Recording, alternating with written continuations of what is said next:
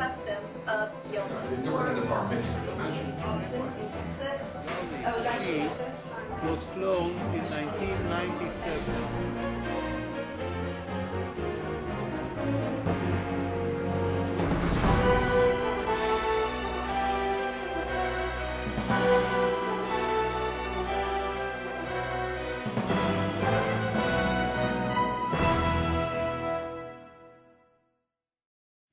Thank you very much, and it's a delight to be joined here tonight with the three countries, plus yourself in Brussels.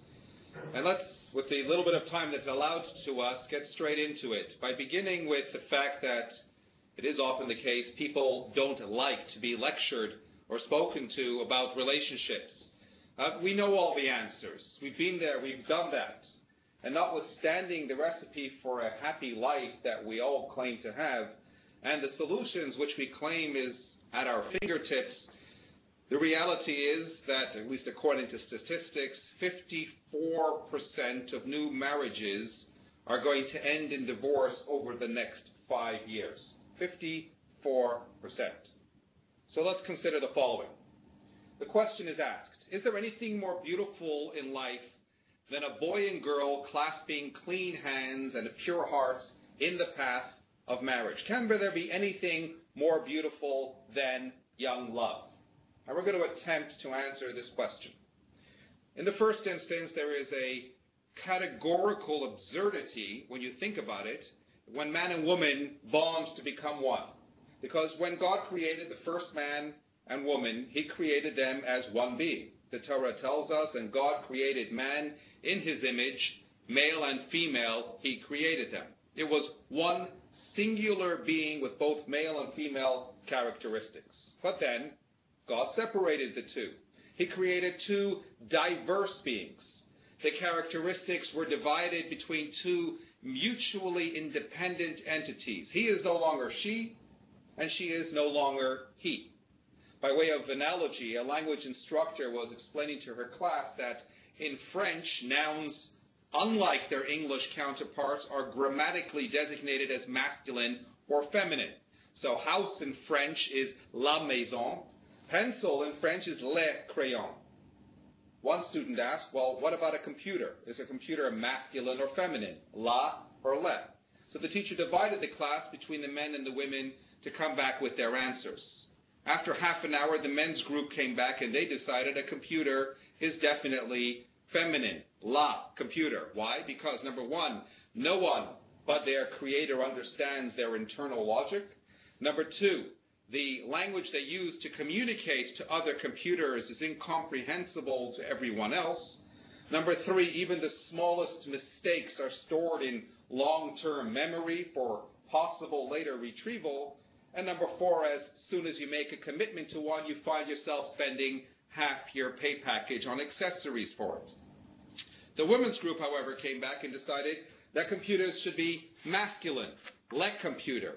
Why? Because number one, you talk to them and they never respond. Number two, they have a lot of data but are often still clueless. Number three, they're supposed to help you solve problems, but half the time they are the problem. And number four, as soon as you commit to one, you realize that if you'd waited a little longer, you could have got a better model. You see, men and women are distinctly different.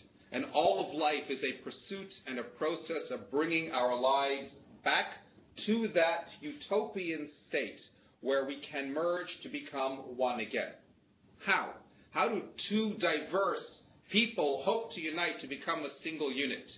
How can two halves, each with their own separate identities, their unique personalities, their autonomous existence, their own egos and sense of self-worth, ever hope to join to become one whole? And the answer lies in the opening words of that same verse that I refer to. God created man in his image. There is another dimension in this whole union, in this whole relationship thing, which we cannot and must never lose sight of. And that is the spiritual dimension.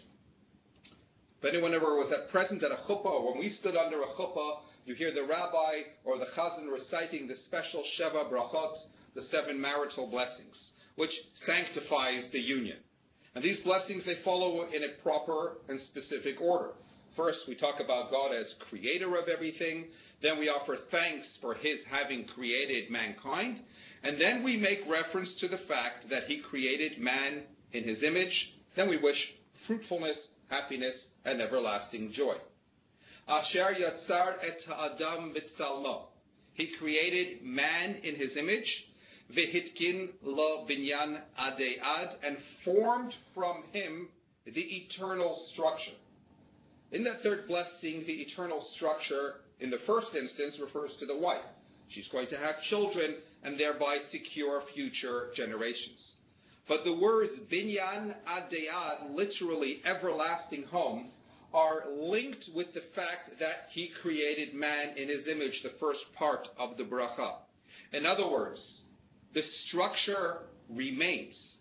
The home is solid and lasts and is eternal when conducted in the awareness of the reality that he created man in his image. That we were once one whole, undivided being, intrinsically bound as one with our Maker. And it's precisely that awareness, that consciousness, which is paramount in our relationships if they are to take on meaning and stand the tests of time. I'm not suggesting that relationships are unsustainable without the spiritual element. Many are. But I will say that they will be lacking a fundamental, key element of blissful satisfaction and the ultimate connectiveness that we're always looking for in our relationships. You can go through life and you could be playing happy families. You can come home from work and you mumble your hellos to each other. You have dinner. She cooks. He eats. You talk about the day. Then maybe you retreat to your bedroom and you eventually go to sleep. It's exciting at the outset. He cannot wait to get home to see her. She's excited at the prospect of cooking him his favorite meal. They cannot wait to bask in the warmth of each other's embrace. But the biggest nemesis in life is that familiarity breeds contempt. And while things may be bliss at the outset, the routine engenders boredom, listlessness, and eventually indifference, and we all know where that leads. Let's take a step back in time. Let me take you down memory lane. Those all original dates. How much time did she spend applying her makeup, choosing the right dress, making sure her hair was nice? How much time did he spend getting ready, grooming himself, conducting himself with utmost manners and treating her with absolute respect? And now let's turbo drive, and here we are 5-10 years into the relationship. Are we paying the same amount of attention to detail? And if not, why not? My grandfather, Olav Shalom, used to say, before marriage, he'll walk to the other end of the world for you. After marriage, he won't even walk to the local grocery store. You spend time with those things that you value. There comes a point in time, and it's part of human nature, that we take those things that are so readily available to us for granted. She's mine now anyway, it doesn't matter. She does still, after all, profess her love and affection for me. Or she says, he's already committed his life to me. I'm sure he's not really bothered how I might look. I mean, he says I love you, so I'm sure he does, irrespective. It's absurd to assume that. It's a gross error of judgment. Why should it matter any less now? Again, you always spend time with those things that you value most. But here's the problem. The problem is that when people say, I love you, they're not being honest to themselves and to each other. I love Evian water. I love vanilla ice cream. I love you. I love Evian water because it has no chlorine and therefore it's good for me. I love vanilla ice cream because it tickles my palate and it sweetens my taste buds. I love you because I love the way I feel when you are around me. You see, it's all about the I. Is that love? Yes, sure, but it's not an honest love. It means that you love yourself. You love the other person because it makes you feel good and therefore you nurture yourself. And you know why so many relationships dissolve and end in divorce today? Because you get tired of Coca-Cola, so you switch to Pepsi. Because there comes a point when I no longer want vanilla ice cream, so I'll switch to something else. Yes, it tastes good, but something else might taste even better. Beyond the world of Evian, there is Highland Spring, there is Volvic, and hey, they can just do the same for me, so maybe I should go check them out as well. The attraction wears out when I'm in pursuit of my own satisfaction. And it wears out sooner rather than later, because we are really searching to fulfill our own needs. You know what real love is? I don't claim to know what real love is, but I like to think I have some idea. We talk about our responsibility to love God. The opening words of the Shema prayer, the most sacred of prayers, begins with the obligation, you shall love God with all your heart, with all your soul, with all your might.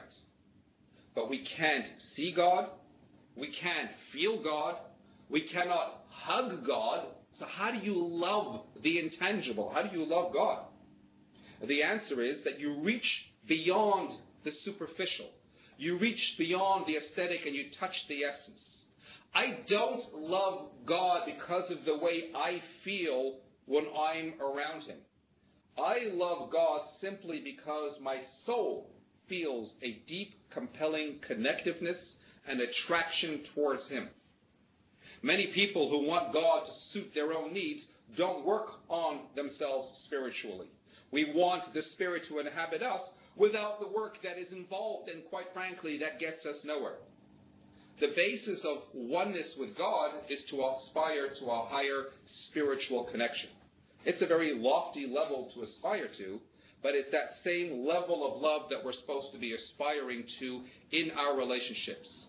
It's an ongoing process. It requires work and constant attention every given day of our married lives. And when we stop, then we trek down the slippery slope of becoming yet another statistic. In the context of relationships, true love means that you and I are connected at a level where you sense and feel my pain, and I sense and I feel your pain. You sense and feel my joy just as I sense and I feel your joy. Like the rabbi who took his wife with her painful leg to the doctor and said, "Doctor, my wife's leg is hurting us." Or to paraphrase a former American president, think not what God can do for you, but what you can do for God. And as it is in the spiritual dimension, so it is in our relationships. Think not what my spouse can do for me, but what I can do for my spouse. Loving kindness, your needs are as important to me as my needs. Marriage is not a give and take relationship, it's a give and give relationship. And for as long as each spouse is focused on that level, then invariably they will both be receiving as well, albeit in a totally selfless framework. You know, a woman once stood before a judge with 7 children behind her. She says, "Your Honor, I'm divorcing my husband on the grounds that he deserted me." And the judge says, "Well, how long ago did he leave you?" And she says, "About 6 years ago." And the judge looks, 6 years ago? Well, then where did all these children come from? To which she replies, "Well, he kept coming back to say, I'm sorry." You see, when we offend, we naturally apologize. But why? Are we really sorry that we hurt the other person? Or are we simply uncomfortable with the tension that our offense may have caused and the stressed atmosphere that we now have to live in? When we repent for our sins and our wrongdoings to God as we do on Yom Kippur, it's actually a bit of a futile exercise if we know that tomorrow we intend to resume where we left off. It's not being honest with yourself, and it's certainly not being honest with God. It's only when you reach to that deeper level of connection and oneness and completeness that you will really feel sorry. Because at the core of your essence, you now understand and appreciate the other person's pain and the subsequent estrangement that you will have caused. Rodney Dangerfield once said, "My wife and I had 25 wonderfully blissful years, and then we met." One reported statistic amongst many, which certainly captured my attention in the aftermath of September the 11th, 2001, was the sudden drop in divorce rates. And many radio programs and newspapers reported this sea change in attitude following the event. But alas, it didn't last, as is all too often the case with our selective memory. But it speaks volumes. It demonstrates that the collapse of the family is due in no small measure to basic complacency rather than the so-called alleged irreconcilable differences that people are always quoting in courtrooms. I maintain if only we want to, we can restore some stability, enhancing enduring bliss in the frameworks of our relationships. Now, what do we mean when we talk about the fusion of, or the harmonizing of body and soul? What exactly does that entail?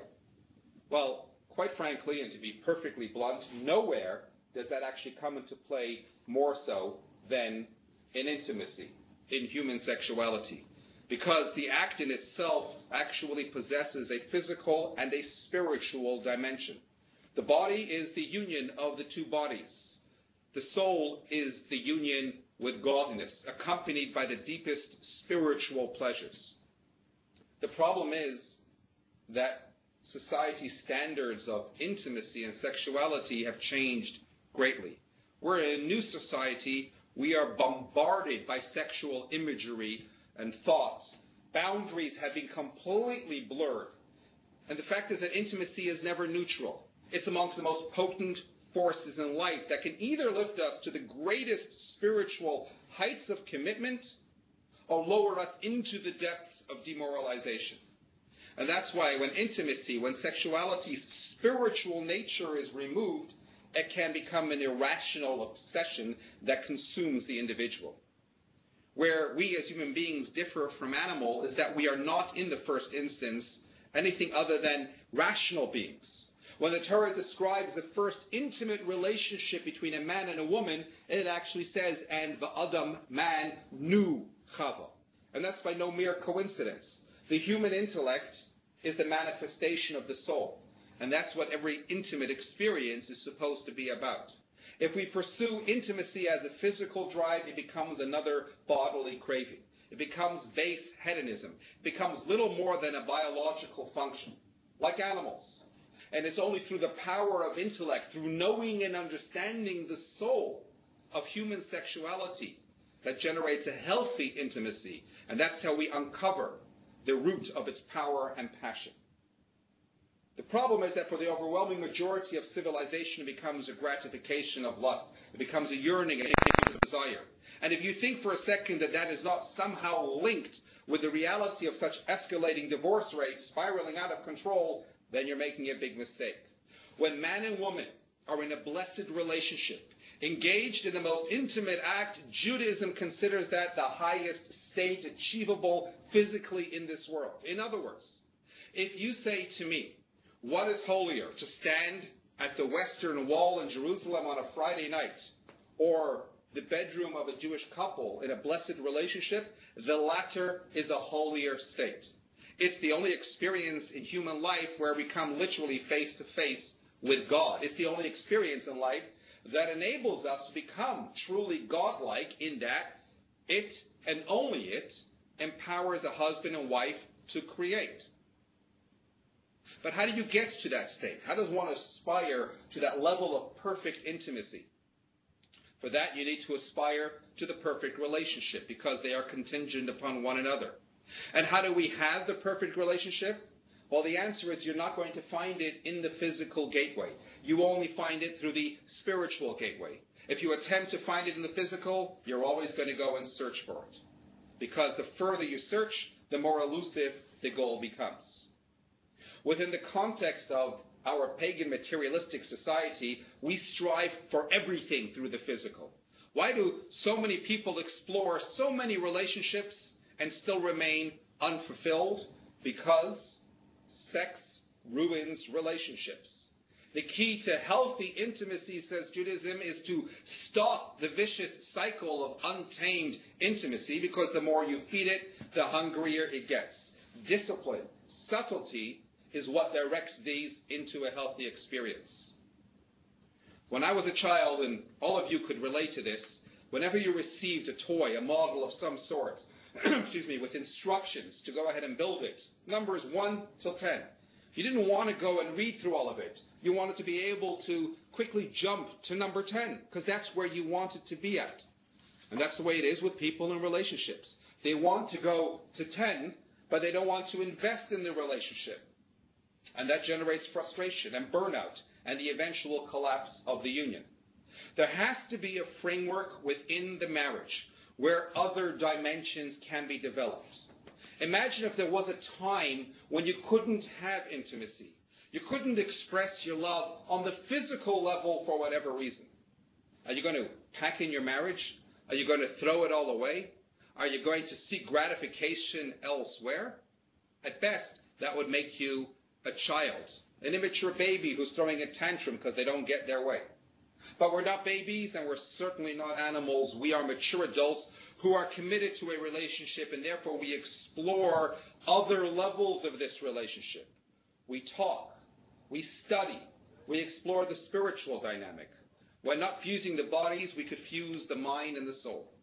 Always in the back of our mind, there'll be that anticipation of a time when we'll be able to physically express our intimacy again.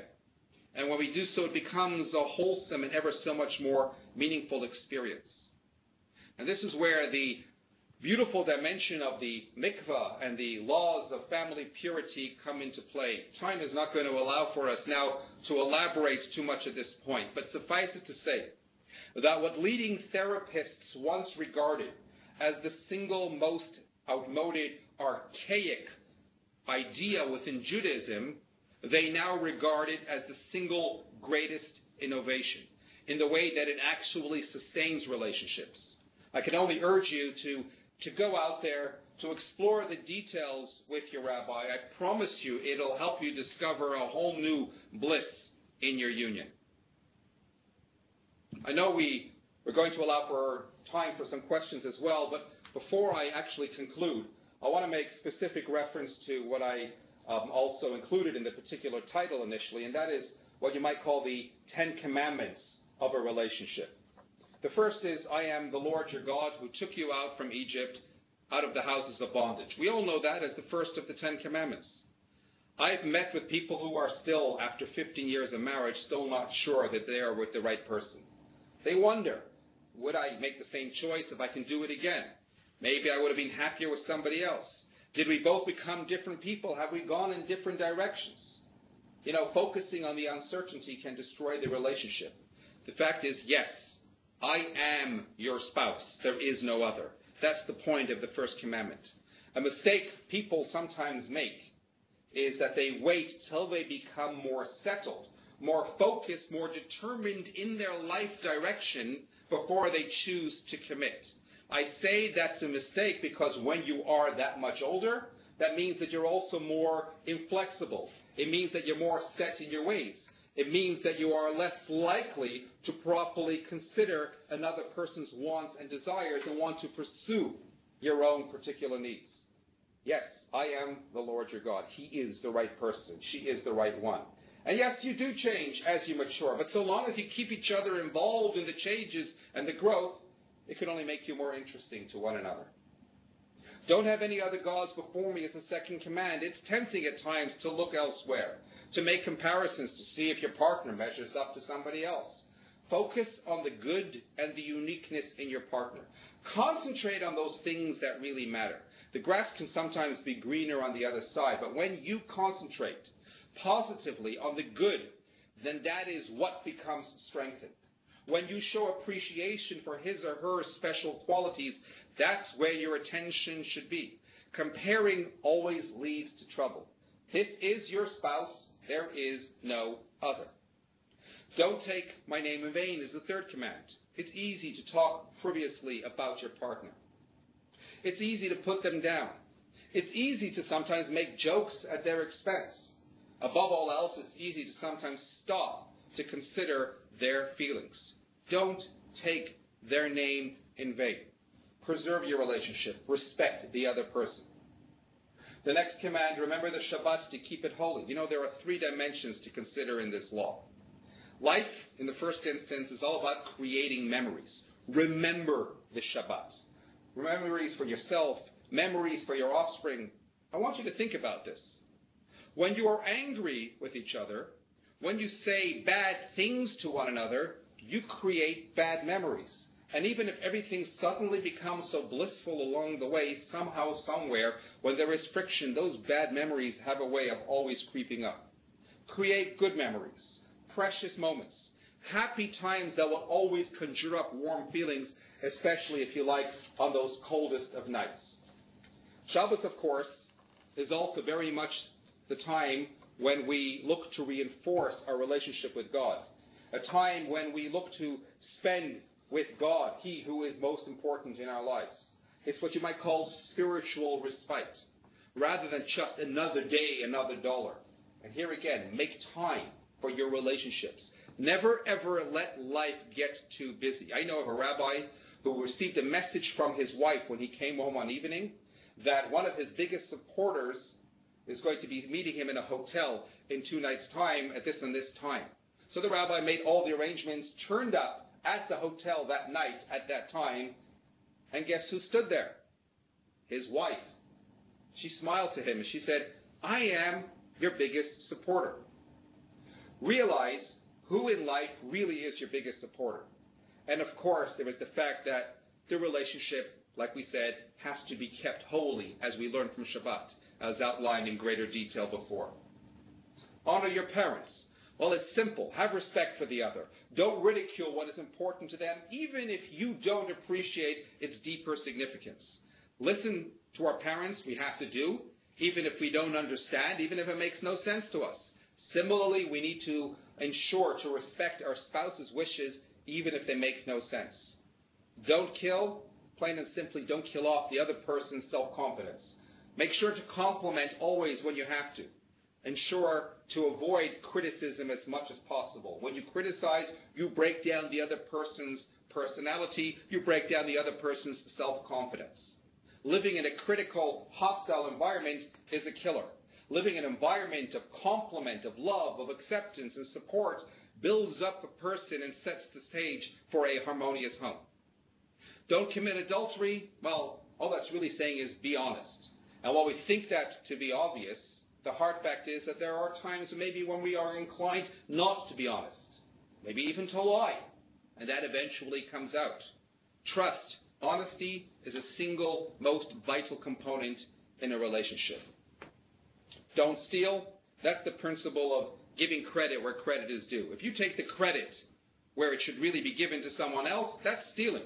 Acknowledge that you are able to do what you do because she is there or he is there doing what he and she is doing.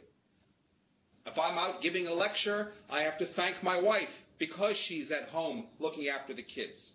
When I sit down at a Shabbat meal, I have to thank her for making it so beautiful. Our successes are always attributable to other people within our lives. We shouldn't steal that away from them. We should always pay due credit.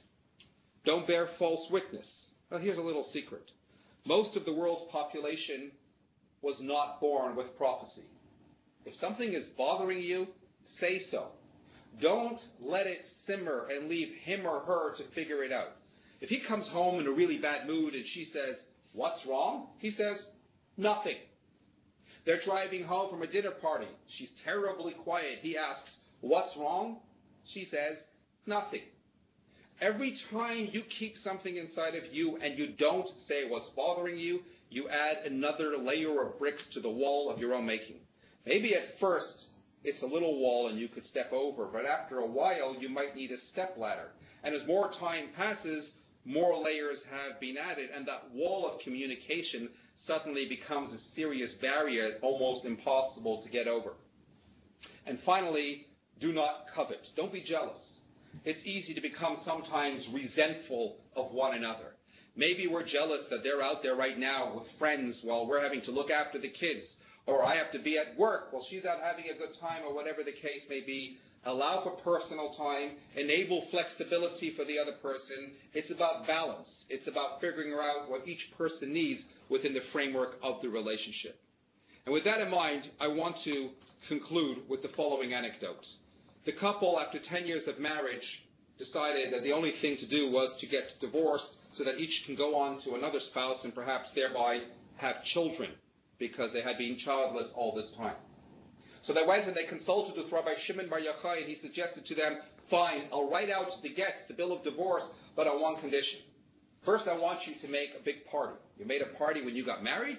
Make a divorce party just before you leave. And so they made a big party. They invited family. They invited friends. And at one point during the party, the husband, who had quite a few drinks, said to his wife, you know what? I want you, out of my love for you, to go back to our marital home and take the one thing that is most precious to you and bring that and keep that for yourself. And so she decided to make sure that he would not rescind on his promise. She gave him a lot to drink, and pretty soon he fell into a drunken stupor. The next morning, when he woke up, he found himself in his wife's home. And he asks, what's going on? What are you doing? What am I doing over here? And she explained, I just simply followed your advice. You are the most prized possession, the most cherished thing that I could think of, so I brought you back home. They turned to Rabbi Shimon Bar Yochai afterwards. He prayed for them, and in due course, they merited a child. That story illustrates that even when a marriage appears to be in its final stage of dissolve, it can be rebuilt by the efforts and the intuition of recognizing that our greatest treasures are our spouses, even when their value is not apparent to us. With the right ingredients, we can make our unions the most richly fulfilling experience, in awareness of the fact that the success depends on the love triangle, man, woman, and God, and the will to extend oneself for the purpose of nurturing your own and your spouse's spiritual growth. You see, the term soulmates is not a cliche. It's what we're about. True, selfless love does not stem from the body. It stems from the neshama, from the soul. By the definition of materialism, two objects can never occupy the same space at the same time. But the spirit, the neshama, transcends time and transcends space, and it transcends narcissism, and it makes it possible to truly share yourself with another person. At the end of the day, a marital home is always at far greater risk of collapse if it is lacking that spiritual dimension, that bonding on another level which underpins the relationship. So, in response to my initial question, is something more beautiful than young love? The answer is yes. It's the spectacle of an old man and an old woman finishing their journey together on that same path. Their hands are now gnarled but still clasped. Their faces are all wrinkled but still radiant. Their hearts are now physically tired but still strong with love and devotion for each other. There's only one thing more beautiful than young love, and that is old love. And that is best achieved and most rewardingly and gratifyingly and satisfyingly accomplished when the body and the soul are harmonized.